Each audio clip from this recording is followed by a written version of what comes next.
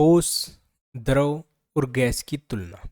यानी यहाँ पर हम कंपेयर करेंगे ठोस जो सॉलिड होता है या लिक्विड है या गैस है, उसके अंदर क्या क्या खूबियाँ हमें देखने को मिलती हैं, आकार, आयतन, ठीक है, सारी चीज़ें यहाँ पर हम कंपेयर करेंगे, उनकी तुलना करेंगे। तो पहले हम बात करते हैं आकार की, शेप की, किस प्रकार का आकार होता है। तो जो ठोस होते हैं उसका एक निश्चित आकार होता है। जैसे फॉर एग्जांपल एक पत्थर है, उसका आकार सेम रहता है, चाहे वो आपके हाथ में हो, चाहे ज़मीन के ऊपर पड़ा हो, या कुछ भी आप कर लीजिए, ठोस का आकार सेम रहता है।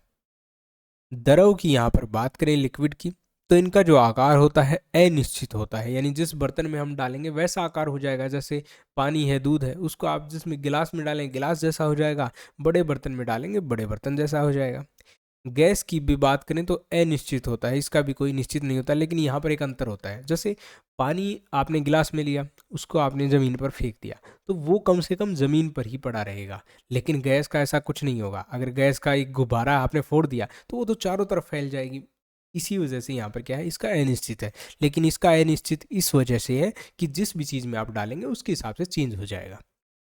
इसकी वजह से क्या होगा, जो आयतन होता है, यानी कि एक स्थान गिरना, ठीक है, वजन, तो ये निश्चित होता है, एक फिक्स ही इसका स्थान रहता है, ठीक है।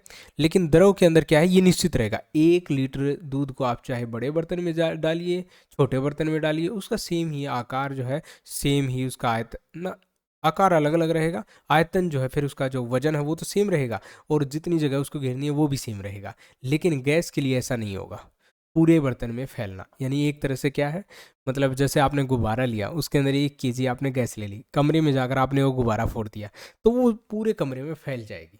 तो क्या उसका जो आयतन है, फैलाव है, क्या वो सेम है? नहीं, वो जितना चाहे हम उसको फैला सकते हैं। कणों के बीच का आकर्षण, यानी कि ये तीनों ही चीज़ें एटम से मिलकर बनी है, ठीक है। तो इनके बीच में आकर्षण की बात करें, बहुत मजबूत होता है। क्यों होता है, एक बार मैं आपको बता देता हूँ। तो यहाँ पर जो है सॉलिड है, रुकिए 1 मिनट, यहाँ पर दिक्कत हो रही है, यहाँ पर बनाते हैं इस प्रकार से। जो सॉलिड है उसके एटम इस प्रकार से होते हैं। गैस जो लिक्विड होता है उसके एटम इस प्रकार से होते हैं, और जो गैस होता है उसके एटम इस प्रकार से दूर दूर होते हैं, ठीक है। इसकी वजह से क्या होता है, जो कण होते हैं, एटम होते हैं, इनके बीच का आकर्षण अगर हम देखें तो जो ठोस है उसके अंदर तो बहुत ज़्यादा हमें मजबूत देखने को मिलेगा। लेकिन जो लिक्विड है, तरल है, उसके अंदर हमें बीच का देखने को मिलेगा, क्योंकि एक दूसरे से चिपके जरूर हैं लेकिन ऊपर नीचे जा रहे हैं, ठीक है। तो बीच का हमें यहाँ पर मध्यम देखने को मिलता है। और गैस है उसके अंदर तो बहुत ज़्यादा कमज़ोर हमें देखने को मिलता है आकर्षण, क्योंकि बहुत ज़्यादा ये बीच में गैप बहुत ज़्यादा है, दूर दूर है ये। अब कणों के बीच का स्थान वो भी सेम ही है, बहुत ज़्यादा कम होता है क्योंकि एक दूसरे से बिल्कुल चिपके हैं। और इनके बीच में मध्यम होता है, ठीक है, थोड़ा थोड़ा हाँ दूर है लेकिन ज़्यादा दूर नहीं है। और गैस के अंदर बहुत ज़्यादा अधिक होता है। संपीड़ितता, कंप्रेसिबिलिटी, इनको कितना हम दबा सकते हैं। तो जो ठोस होता है उसको तो नामात्र ही हम दबा सकते हैं। वैसे तो हर चीज़ दबती है, चाहे लोहे का एक टुकड़ा आप हाथ से दबाएंगे तो भी वो दबेगा, लेकिन नामात्र, हम उसको देख या महसूस नहीं कर पाएंगे, ठीक है। लिक्विड के अंदर बात करें तो ये भी नामात्र ही दबता है, क्योंकि लिक्विड को आप कितना भी दबा लीजिए, आप ज़्यादा उसको दबा नहीं पाएंगे। लेकिन गैस को हम ऐसा दबा सकते हैं। आपके घर में जो सिलेंडर आता है एलपीजी, तो उसके अंदर क्या होता है, गैस को दबाया जाता है, और जब वो दबती है तो वो एक तरह से क्या है, पानी की तरह बन जाती है, लिक्विड बन जाती है, ठीक है। तो इसी वजह से गैस को बहुत ज़्यादा दबाया जा सकता है।